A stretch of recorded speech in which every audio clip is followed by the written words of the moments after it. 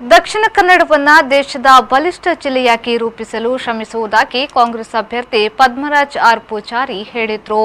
ದಕ್ಷಿಣ ಕನ್ನಡವನ್ನು ದೇಶದ ಬಲಿಷ್ಠ ಜಿಲ್ಲೆಯಾಗಿ ರೂಪಿಸಲು ಶ್ರಮಿಸುವುದಾಗಿ ಕಾಂಗ್ರೆಸ್ನ ಅಭ್ಯರ್ಥಿ ಪದ್ಮರಾಜ್ ಆರ್ ಪೂಜಾರಿ ಹೇಳಿದರು.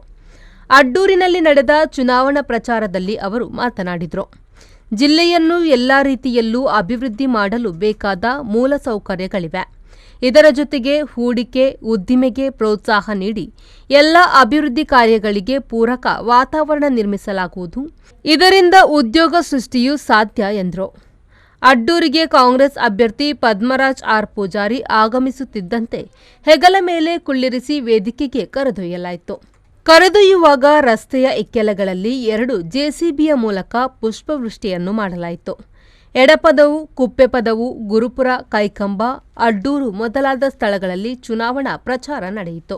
ಡಿಸಿಸಿ ಅಧ್ಯಕ್ಷ ಹರೀಶ್ ಕುಮಾರ್, ಇನಾಯತ್ ಅಲಿ, ಕೆಪಿಸಿಸಿ ಸದಸ್ಯ ಪೃಥ್ವಿರಾಜ್, ಬ್ಲಾಕ್ ಅಧ್ಯಕ್ಷ ಸುರೇಂದ್ರ ಕಾಂಬ್ಳಿ, ಯೂತ್ ಕಾಂಗ್ರೆಸ್ನ ಜಿಲ್ಲಾ ಉಪಾಧ್ಯಕ್ಷ ಗಿರೀಶ್ ಆಳ್ವ, ಹರಿಯಪ್ಪ ಮುತ್ತೂರು, ಮಹಿಳಾ ಕಾಂಗ್ರೆಸ್ನ ಅಧ್ಯಕ್ಷೆ ಶಾಲೆಟ್ ಪಿಂಟೋ, ಮಹಿಳಾ ಕಾಂಗ್ರೆಸ್ನ ಪ್ರಧಾನ ಕಾರ್ಯದರ್ಶಿ ಸಾರಿಕಾ ಪೂಜಾರಿ, ಕಾರ್ಪೊರೇಟರ್ ತನ್ವೀರ್ ಶಾ, ಜಿಲ್ಲಾ ಧಾರ್ಮಿಕ ಪರಿಷತ್ನ ಸದಸ್ಯ ಪದ್ಮನಾಭ ಕೋಟ್ಯಾನ್ ಮೊದಲಾದವರು ಉಪಸ್ಥಿತರಿದ್ದರು.